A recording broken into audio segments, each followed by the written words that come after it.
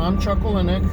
I'm a reenactor, and I used to use my reenacting hobby to bring history to life for my students in the classroom. I'm not in the classroom anymore, so now that means I get to be a full-time history geek and go up and down the state of California and find bits of history that I want to bring to life, like I did in the classroom, only I'm not limited by the curriculum now. So to that end, I've done videos on the California missions and the Asistencias and the Presidios, and I've been chasing banditos of the 19th century, mostly up and down the state, and sometimes I just try to bring other aspects of California history to life. And then something weird happened in October where I wasn't expecting to do this, but when I was coming home from a reenactment event and I was driving over the Grapevine to get back to Pomona where I live, I had car trouble, and I was on the side of the road, and I realized where I happened to be parked, broken down, waiting for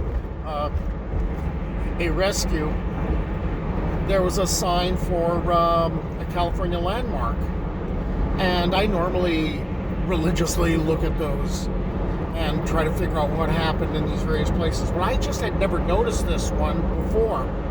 And turns out it's an old oil town, so boom town, which is labeled a ghost town, and I never expected a ghost town to be in that particular area. So what we're going to do is we're going to head over to Mentryville, and I'm going to tell the story of that place. I hope you stick with me.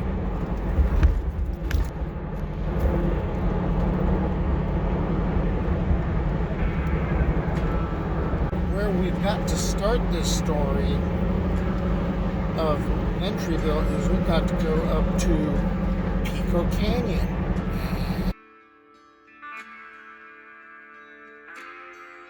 Okay, continuing our progress up Pico Canyon Road, and now I can see, yeah, it's a bit more isolated, so maybe we do have a ghost town up here.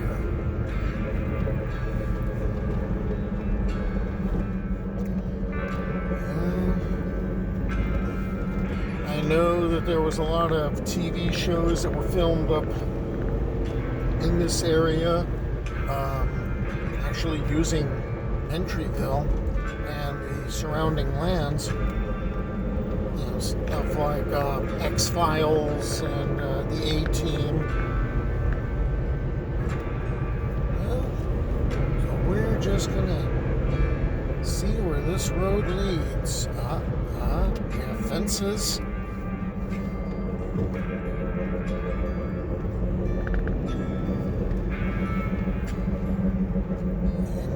County road.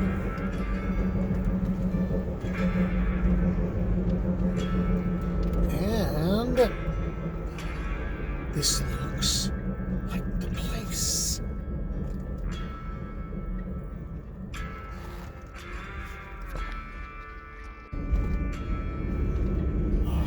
I see a building.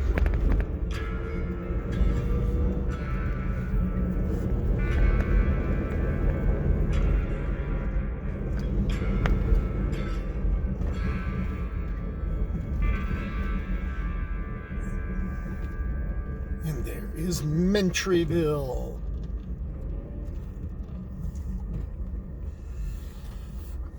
All right, let's get the biographical stuff out of the way. Charles Alexandre Mentry, born in France in March of 1847. In 1873, he moved to San Francisco with his father, Peter, probably Pierre, Mentry.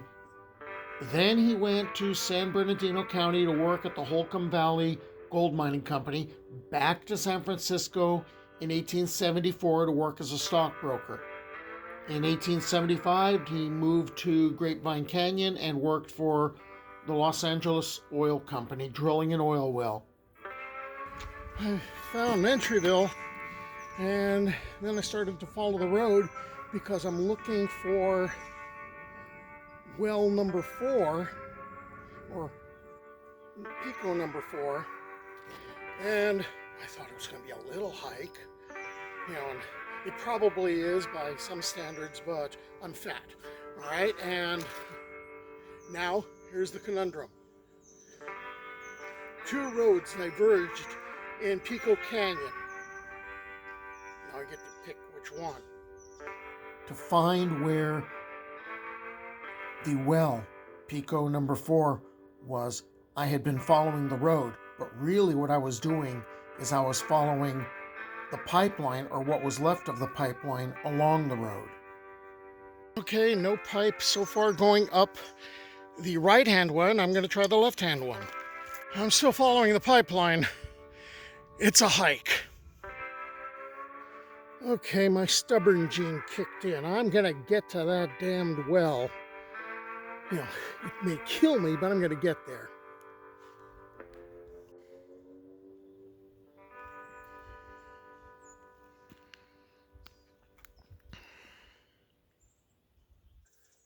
Okay, I made it up the hill. Yay, I can breathe. And I already got to play with someone's dog, so I'm better now. This is where the oil industry in California really gets its birth. Okay, there were some oil strikes that were up in the Humboldt area that were done near some oil seeps. They didn't really produce all that much.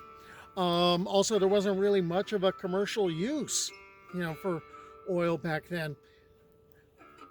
Then also in the 50s, people were coming into this area. Yeah, there was a bit of drilling, but again, not very successful. I think in 1866, there was a guy named, I think it was Murphy, who ended up drilling a bit, and then his equipment got stuck, so he gave up.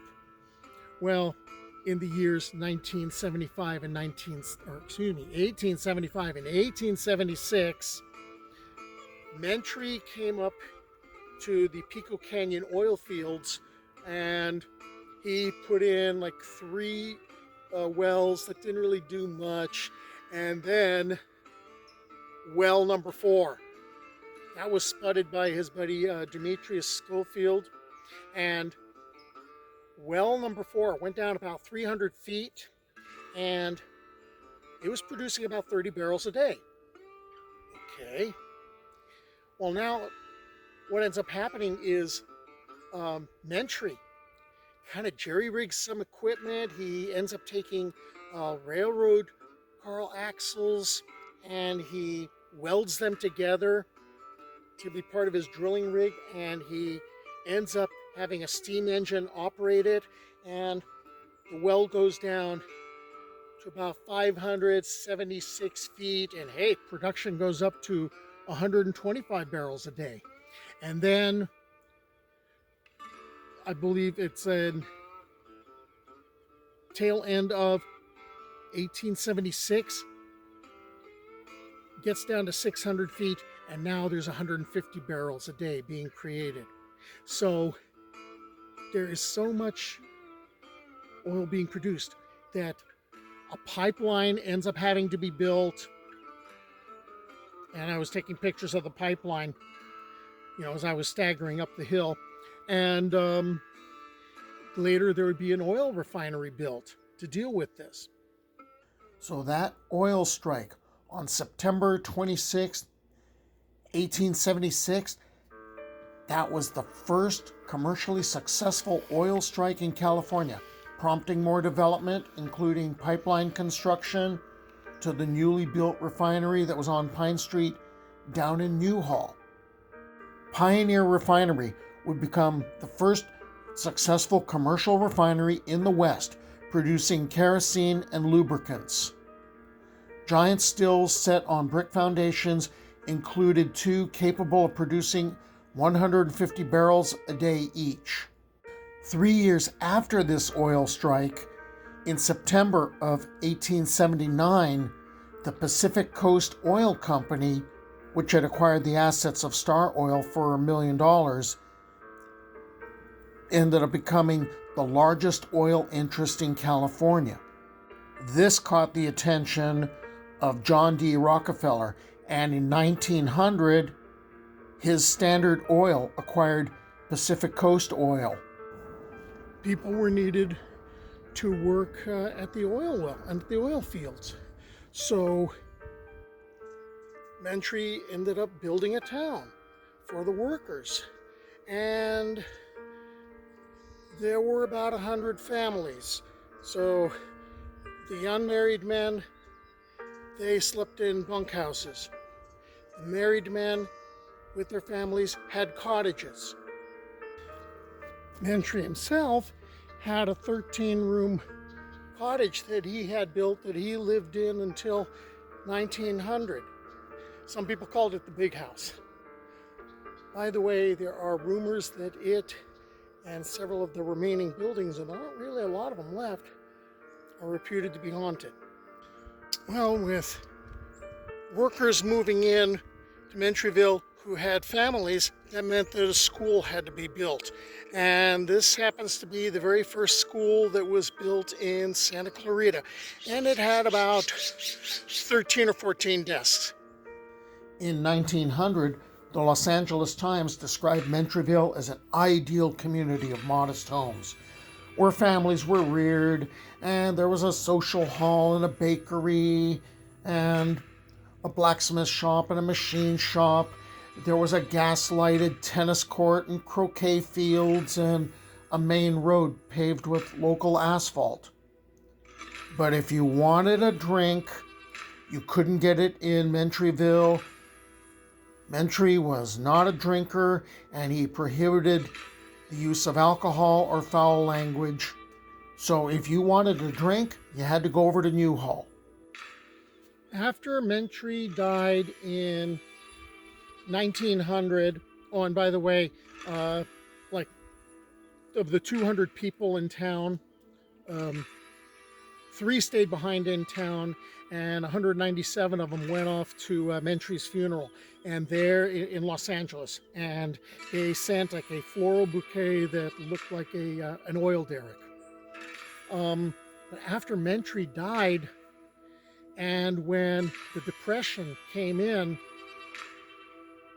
Mentryville started to die off because, Mentryville was an oil boom town. Things started to go south, booms become busts, and the well began producing less and less. And what ended up happening was people started to drift away. They didn't just drift away. A lot of them dismantled their homes and took them apart board by board and nail by nail and took those with them. And the town just kind of was withering on the vine. As the population dropped and families moved out, there was less and less need for a school, which meant that the kids in Mentryville either took a bus or rode horses into Newhall. By 1962, Mentryville had become a ghost town, with only a caretaker family living in Mentry's old 13-room house. A visitor to the camp that year reported that rusted oil equipment cluttered the canyon, toppled derricks lay rotting, and the cemetery was choked with weeds, hidden and forgotten. By the way, Standard Oil of California ended up becoming Chevron, and Chevron ended up donating the Mentryville site and the surrounding 800 acres in Pico Canyon to the Santa Monica Mountains Conservancy. In 1990, the oil well number 4 in Pico Canyon, was finally capped. It had been producing since 1876. It was the longest producing oil well in the world. Okay, there's the story of Mentryville. I'm going to go see if I can find other ghost towns in California. I hope you stick with me on this journey.